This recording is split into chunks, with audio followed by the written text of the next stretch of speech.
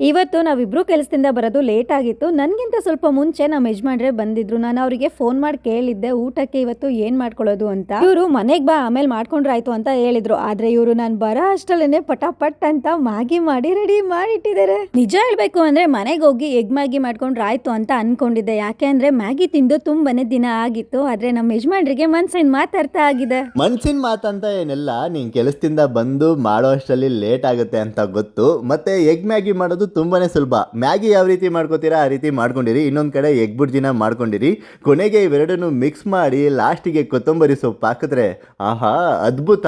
ಇದನ್ನ ನಾನು ಮೈಸೂರು ಇನ್ಫೋಸಿಸ್ ಹತ್ರ ತಿಂತಾ ಇದ್ದೆ, ಸಖತ್ತಾಗಿರೋದು. ವಿಡಿಯೋ ನೋಡ್ತಿರೋರಲ್ಲಿ ಯಾರಾದ್ರೂ ಎಗ್ ಮ್ಯಾಗಿ ಲವರ್ ಇದ್ರೆ ಕಮೆಂಟ್ ಹಾಕಿ. ಮತ್ತೆ ನೀವ್ ಯಾವ ರೀತಿ ಮಾಡ್ತೀರಾ ಅಂತ ರೆಸಿಪಿನೂ ಕೂಡ ಹಾಕಿ. ನೆಕ್ಸ್ಟ್ ಟೈಮ್ ನಾವು ಕೂಡ ಟ್ರೈ ಮಾಡ್ತೀವಿ. ನಾನು ಹೋಗೋ ಕೆಲಸದಲ್ಲಿ ಕುಂಕುಮ ಇಡೋಕೆ ಅಲೋ ಇಲ್ಲ. ಅದಕ್ಕೆ ನಮ್ಮ ಯಜಮಾನ್ರು ಖಾಲಿ ಹಣಿನಲ್ಲಿ ಇದ್ನಲ್ಲ ಅಂತ ಕುಂಕುಮ ಇಡ್ತಿದ್ದಾರೆ. ಹಾಗೆ ಇವ್ರು ಮಾಡಿದ ಮ್ಯಾಗಿ ಅಂತೂ ಇವತ್ತು ತುಂಬಾನೇ ಚೆನ್ನಾಗಿತ್ತು. ಕಣ್ಣುಗಳು ತಮ್ಮನ್ನು ತಾವು ನೋಡಿಕೊಳ್ಳುವುದನ್ನು ಬಿಟ್ಟು ಉಳಿದೆಲ್ಲವನ್ನೂ ನೋಡುತ್ತವೆ. ಹಾಗೆಯೇ ಜನರು ತಮ್ಮ ತಪ್ಪುಗಳನ್ನು ಬಿಟ್ಟು ಬೇರೆಯವರ ತಪ್ಪುಗಳನ್ನೇ ನೋಡುತ್ತಾರೆ. ದಿನ ಶುಭವಾಗಲಿ.